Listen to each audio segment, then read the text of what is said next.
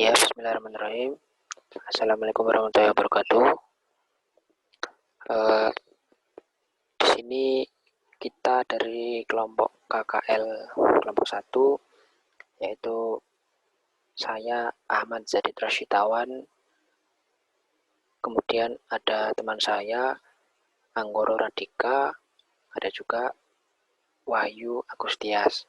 Nah, di sini kita akan sedikit menjelaskan terkait tugas laporan KKL tentang edukasi mitigasi bencana gunung meletus terhadap masyarakat lereng vulkanik Kecamatan Cangkringan, Sleman. Nah, ini Gunung Merapi. Sedikit pandangan terkait Gunung Merapi ya, karena Indonesia ini merupakan negara dengan letak jalur cincin api yang sangat menyebabkan banyaknya gunung api, disebabkan karena pertemuan 3 lempeng tektonik, yaitu Eurasia, Indo-Australia, dan lempeng Pasifik, dengan jumlah gunung api aktif sebanyak 127. Kemudian Gunung Merapi ini mempunyai siklus erupsi selama 3,5 tahun sekali. Akan tetapi siklus tersebut hanya dalam hitungan statistik. Jadi Gunung Merapi lebih dari 100 kali tersebut kisaran erupsi bisa saja terjadi dalam kurun waktu 1-18 tahun. Nah, erupsi Merapi yang terjadi pada tahun 2010 di bulan Oktober mengakibatkan 367 orang meninggal. Kemudian lebih dari 2.300 rumah rusak, kemudian lebih dari 400.000 orang dievakuasi dan mengungsi. Ribuan hektar lahan pertanian rusak, kemudian kerusakan dan kerugian mencapai kisaran nominal 3,5 triliun. Jadi bertempat di Kecamatan Cangkringan, Kabupaten Sleman, termasuk kawasan bencana zona 2. Kemudian kawasan bencana 3, kawasan bencana zona 2 itu zona merah muda, yaitu merupakan kawasan yang berpotensi terlanda awan panas, aliran lava, lontaran batu, guguran hujan, abu, lebat, serta aliran lahar. Sedangkan KRP 3 zona merah itu merupakan kawasan yang paling dekat dengan puncak Merapi dan paling berbahaya jika terjadi erupsi. Berdasarkan kondisi tersebut, perlu adanya edukasi untuk melatih pengetahuan, kemampuan masyarakat ketika nanti ada bencana. Beliau-beliau, mereka sudah bisa dan paham akan pentingnya pelaksanaan mitigasi bencana erupsi Gunung Merapi untuk menekan jumlah korban jiwa, jumlah kerusakan, kemudian mempercepat proses evakuasi, dan juga meminimalisir dampak yang akan terjadi. Nah, ini objek pembahasan kita ada bagaimana kerentanan fisik, sosial, dan ekonomi di lereng vulkanik Kecamatan Cangkringan, bagaimana pelaksanaan mitigasi bencana erupsi Gunung Merapi di Kecamatan Cangkringan, dengan bagaimana upaya edukasi mitigasi bencana erupsi Merapi bagi masyarakat lereng vulkanik di Kecamatan Cangkringan. Nah, ini ada pembahasannya. Jadi tingkat kerentanan masyarakat di lereng vulkanik Kecamatan Cangkringan terhadap bahaya letusan Gunung Merapi cukup tinggi. Nah, ini dikarenakan mata pencaharian sebagian besar masyarakat masih sangat bergantung pada alam.